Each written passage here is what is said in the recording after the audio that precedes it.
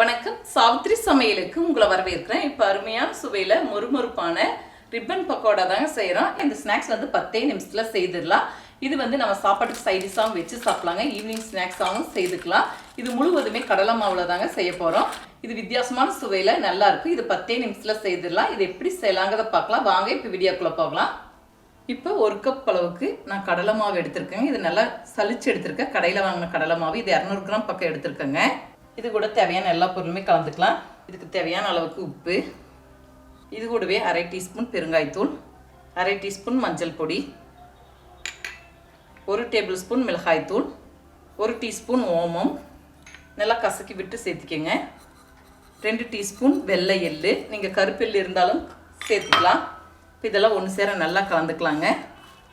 சூடான oil 2 table spoon எடுத்துருக்கேங்க. இதை சேர்த்துக்கலாம். இப்போ இதெல்லாம் ஒன்று சேர நல்லா கலந்து விட்டுக்கலாங்க. எண்ணெய் சூடாக இருக்கிறதுனால பார்த்து ஒன்று சேர கலந்துக்கணும். கொஞ்சம் கொஞ்சமாக தண்ணி விட்டு முறுக்கு மாவு பதத்துக்கு மாவை பிசைஞ்சிக்கலாங்க. முறுக்கு பிடியில் நல்லா இலக்கமாக போட்டு பிழிகிற அளவுக்கு மாவு பிசைஞ்சிக்கணும். ரொம்ப இறுக்கமாகவும் பிசையக்கூடாதுங்க, ரொம்ப தளர்வாகவும் பிசையக்கூடாது. மாவு கொஞ்சம் கொஞ்சமாக தண்ணி விட்டு பிசைஞ்சிக்கணும். எடுத்த உடனே நிறைய தண்ணி விட்டுறக்கூடாது.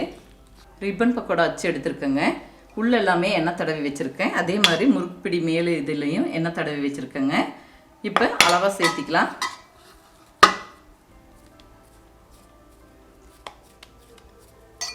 இப்போ எண்ணெய் காஞ்சிச்சுங்க, பிழிஞ்சு விட்டுடலாம்.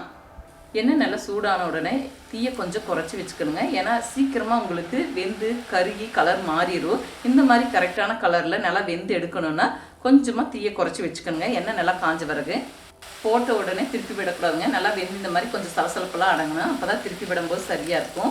இப்போ திருப்பி விட்டுக்கலாம். சலசலப்பெல்லாம் அடங்கிடுச்சுங்க. எண்ணெயை வடிச்சிட்டு எடுத்துக்கலாம். இப்போ நல்லா சூடாறிடுச்சுங்க. சின்ன சின்னதாக உடச்சி விட்டுக்கலாம். நம்மளுக்கு எந்த சைஸ் வேணுமோ அந்த சைஸ்க்கு சின்ன சின்னதாக உடச்சி விட்டுக்கலாங்க. இது டப்பாவில் போட்டு வைக்கும்போது 20லேருந்து 30 நாள் வரைக்கும் நம்ம வச்சு சாப்பிட்லாம். நல்லாயிருக்கும். இப்போ அருமையான சுவையில் மொறுமொறுப்பான ரிப்பன் பக்கோடா செய்துட்டேங்க. இது முழுவதுமே நான் கடலை மாவு வச்சு செய்திருக்கேங்க. இது வித்தியாசமான சுவையில் நல்லாயிருக்கும்.